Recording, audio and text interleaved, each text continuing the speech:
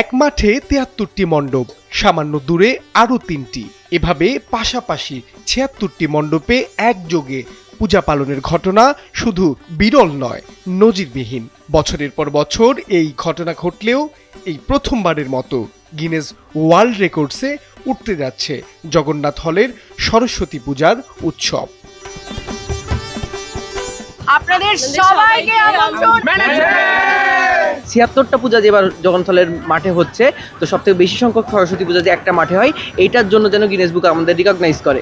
আমরা কালকে এখানে সব কিছু লেখা থাকবে, attempting for Guinness world record, ডিপার্টমেন্টের নাম, স্লটের নাম, মিনিস্ট্রির লোকজন আসবেন। তো সেখান থেকে আমরা তাদের কাছ থেকে সার্টিফিকেশন নিব। পুরো বাংলাদেশের জন্য গর্বের ব্যাপার যে পৃথিবীর সবথেকে বড় সরস্বতী পূজাটা জগন্নাথ হলে বাংলাদেশে হচ্ছে। ঢাকা বিশ্ববিদ্যালয়ের শতবর্ষী ঐতিহ্যের অন্যতম প্রতীক জগন্নাথ হলে প্রতি বছরের মতো উদযাপিত হতে যাচ্ছে হিন্দু সম্প্রদায়ের অন্যতম ধর্মীয় উৎসব সরস্বতী পুজো। শিক্ষা, সংস্কৃতি ও সাম্প্রদায়িক সম্প্রীতির প্রতীক হিসেবে পরিচিত এই ঐতিহাসিক হলে প্রজন্মের পর প্রজন্ম ধরে পালিত হয়ে আসছে বিদ্যার দেবীর আরাধনা। ১৯২১ সালে প্রতিষ্ঠিত জগন্নাথ হল শুধু একটি আবাসিক হল নয়, এটি ঢাকা বিশ্ববিদ্যালয়ের শিক্ষা, সংস্কৃতি, ইতিহাসের এক গুরুত্বপূর্ণ অধ্যায়। জ্ঞান ও বিদ্যার দেবী সরস্বতীর কৃপা লাভের আশায় প্রতি বছরের মতো এবারও বড় পরিসরে পূজার আয়োজন করেছে শিক্ষার্থীরা। প্রতি বছরই আমরা চেষ্টা করে থাকি যে ইউনিক কিছু করার জন্য, বা যারা গেস্টরা আসেন তাদের যেন নতুন কিছু দেখার মতো থাকে। পুরো বাংলাদেশের সবাইকে এই পুজোতে ইনভাইট করা হচ্ছে। সবাই আসবেন, আমাদের পুজো দেখবেন, আমাদের সাথে থাকবেন। এই পুজোকে ঘিরে একটি আনন্দমহল পরিবেশ তৈরি হয়। ডিপার্টমেন্টের পক্ষ থেকে আপনাদের সবাইকে আমন্ত্রণ রইল। আমরা দশম অবতার রাখার চেষ্টা করেছি এবং আমরা ত্রিদেব ব্রহ্মা, বিষ্ণু, শিব ফুটিয়ে তোলার চেষ্টা করেছি। আপনারা জগন্নাথ হলে আসবেন এবং আমাদেরকে উৎসাহিত করবেন। শাস্ত্রীয় বিধান অনুযায়ী মাঘ মাসের শুক্লা পঞ্চমী তিথিতে আগামী ২৩ জানুয়ারি অনুষ্ঠিত হবে সরস্বতী পুজো। উৎসবকে ঘিরে ইতিমধ্যেই ব্যস্ত হয়ে উঠেছে জগন্নাথ হল চত্বর।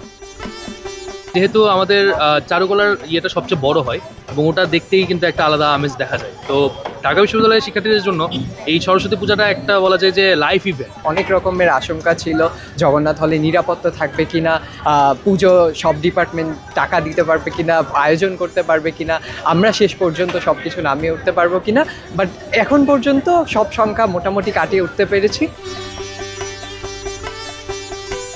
খড় ও মাটির নিপুণ কারুকাজে গড়ে উঠছে দেবী সরস্বতীর প্রতিমা। প্রতিমা শিল্পীদের নিরলস পরিশ্রমে ধীরে ধীরে রূপ নিচ্ছে পূজার মণ্ডপগুলো।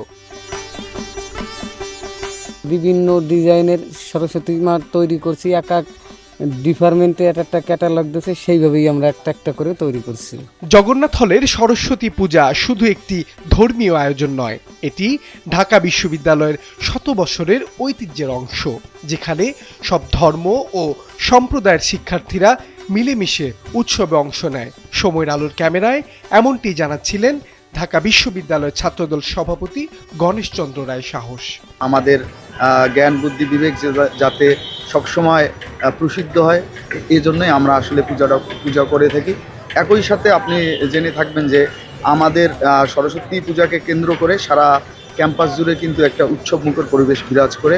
আমরা যারা সনাতন ধর্ম অবলম্বী আছি, তারা আমাদের অন্য ধর্মের যে আমাদের বন্ধুরা আছে, বান্ধবীরা আছে, শিক্ষার্থীরা আছে, তাদেরকে কিন্তু আমরা আমন্ত্রণ করি। পুষ্পাঞ্জলির মধ্য দিয়ে সরস্বতী পূজা আরম্ভ হবে। আমি আমার জায়গা থেকে এটুকুই বলবো, দলমত নির্বিশেষে বাগদেবী শ্রী শ্রী সরস্বতী মায়ের কাছে আমি প্রার্থনা করি, তিনি সবার মেধা, মনন ও সৃজনশীলতা বিকাশে আমাদের সবাইকে করুণা করুক।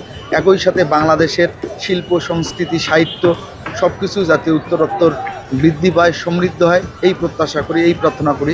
সরস্বতী পূজা এখানে শুধু একটি ধর্মীয় আয়োজন নয়, এটি শত বছরের ঐতিহ্য, জ্ঞান চর্চা ও সাম্প্রদায়িক সম্প্রীতির প্রতীক। সেই ধারাবাহিকতায় এবারও উৎসবের রঙে রঙিন হয়ে উঠছে ঢাকা বিশ্ববিদ্যালয়ের জগন্নাথ হল। মাহবুব আলম শ্রাবণ, সময়ের আলো, ঢাকা।